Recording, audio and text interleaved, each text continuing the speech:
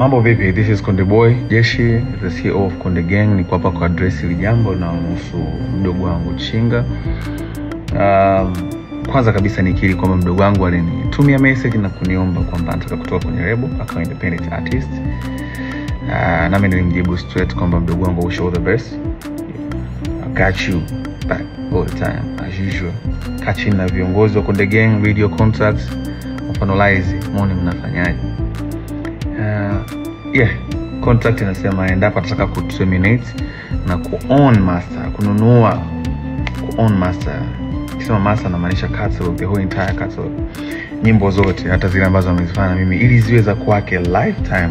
Hizo zinaingiza pesa kwake lifetime. Inatakiwa alipie kuzinunua hicho kiasi cha pesa kilichotajwa kwenye mkataba ambao mdogo wangu alisign 4 years ago na kampuni ya Konde Music.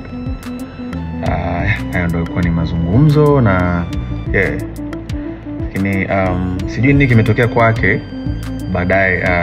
Akaja kusema kwenye social media kwamba nimemdai kiasi cha bilioni 1. Nikiri kwamba sijamdai kiasi cha bilioni 1 na nisingependa pesa yangu tena ije kunichafua mwenyewe. So I did my best.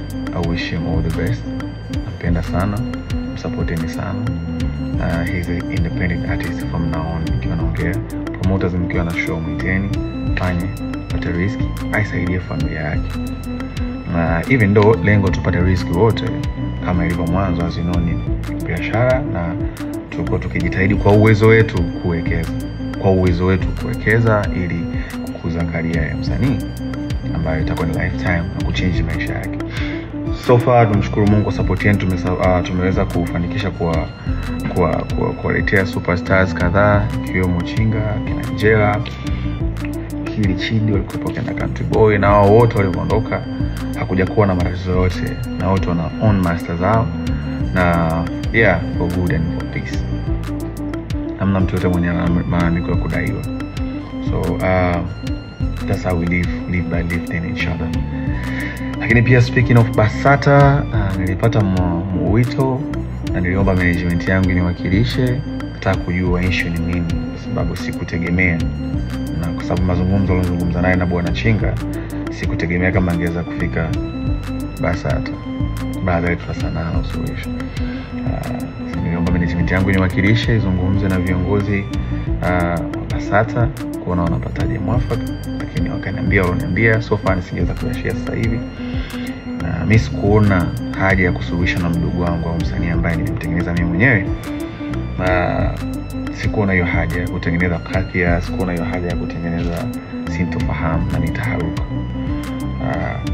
So as I said, my decision was aende akafanya muziki wake na make sure mnamsupport pia. Na mwisho kama sikosei, speaking na kauli yake kusema kwamba nilikuwa nimemuita chumbani, nilikuwa sijui nimeambia mtoe mama yake mzazi.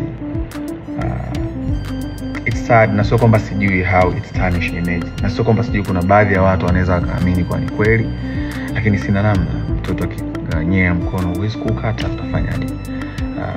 First nimwachia Mungu, second nimsamehe, na mwisho namwombea. Mimi sihitaji msamaha wote kutoka kwake. Kiona kuna tija sawa, kiona kama kuna haja ya kuomba msamaha watu walosikia maneno hayo ni sawa, lakini pia ni stahili kuomba msamaha zaidi ni Mwenyezi Mungu. Kwa ikimpendeza basi kwa wakati wake inshallah naseme sana aongee na Mungu wake kwa moyo wake wa dhati kabisa. Naamini itamuongezea baraka zaidi na atafika mbali zaidi. Kwa upande wangu mimi sina shida kabisa. Na yeye ni my brother na si ataenda kuwa my brother. Konde Gang nyumbani kwake because Konde Gang made him. Kwa hiyo wish him all the best. So kwa kusema hayo, nashukuru sana kwa kuendelea kuisupport Konde Gang.